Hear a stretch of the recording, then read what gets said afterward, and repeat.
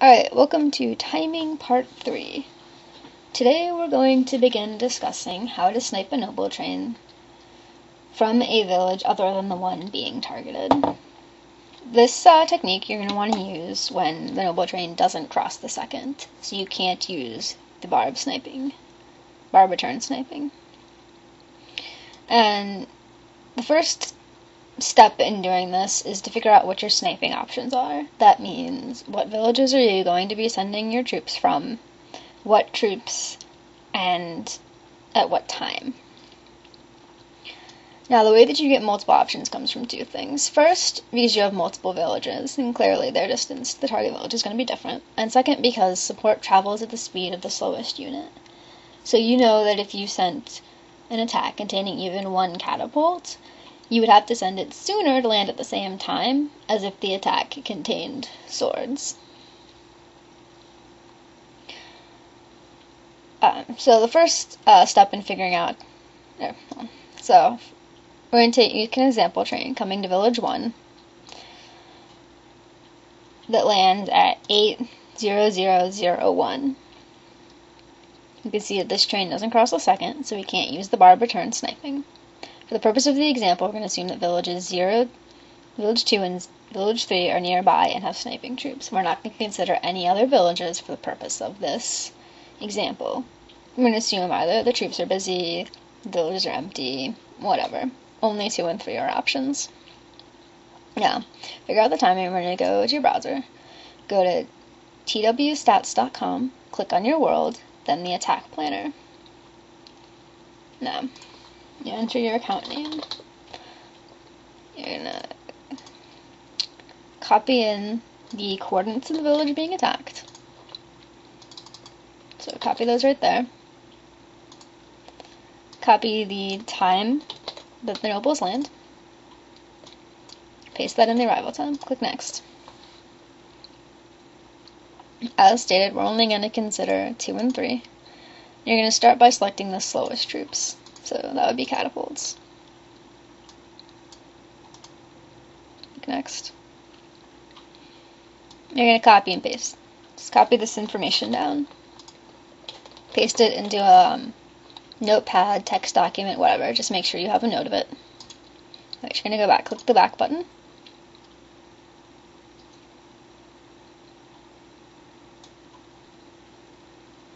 I'm going to click the next select the next slowest unit, that would be swords. Click next. 2 more launch times. Just copy. Paste.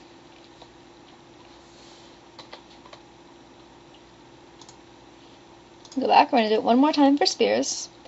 Now, you could do it again for heavy cavalry, but for this example, we're just going to do the 3 slowest troop types.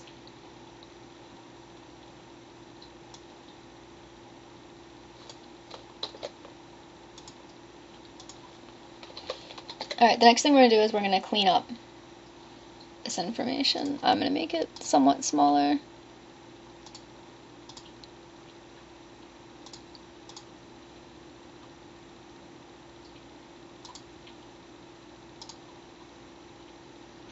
We're going to make it size 24. Alright, my villages are numbered so that I can just delete the name and coordinates. Don't need it. And the extra space. Now this is the speed of the slowest unit. Here we have the duration. This is how long those units are going to take to get to the village. We don't need that, so we're just going to delete it. We're going to leave the date. Now this is just in case you include a variety of options and some of them land on different days.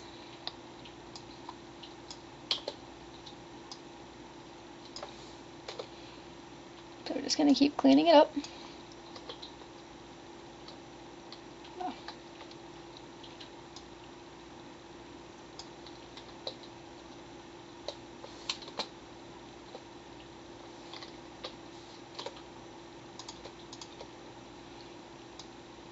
I line them up for ease of viewing.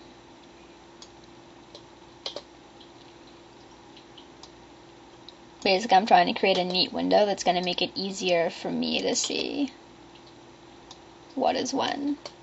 And the reason for this is that in the next step, what we're going to do is we're going to sort this. You can see right now they're not in order.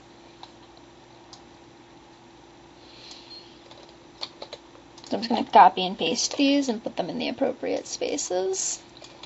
We're going to create a list that's in ascending time. I forget where that fell.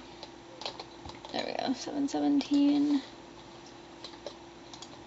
I believe that's the correct order now. So basically we now have a list in ascending time order of what our options are. And you can see even though the difference in speed between a sword and a spear isn't that great, we're getting over 20 minutes difference. That's ample time to set up the different options.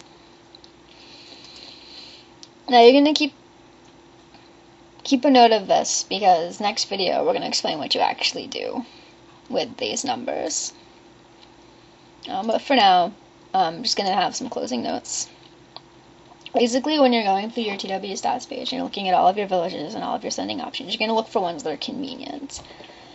When an attacker sends you hundreds of attacks, you're getting multiple trains, 8 trains, 27 trains that all land in the same few minutes or hours. What they're trying to do is overwhelm you with too much stuff and not enough time. You're going to look for options that spread that out. If you have villages that are 24 hours away, you can snipe far, far ahead of time. And this means less stress on you, more likelihood that you successfully respond to those attacks. So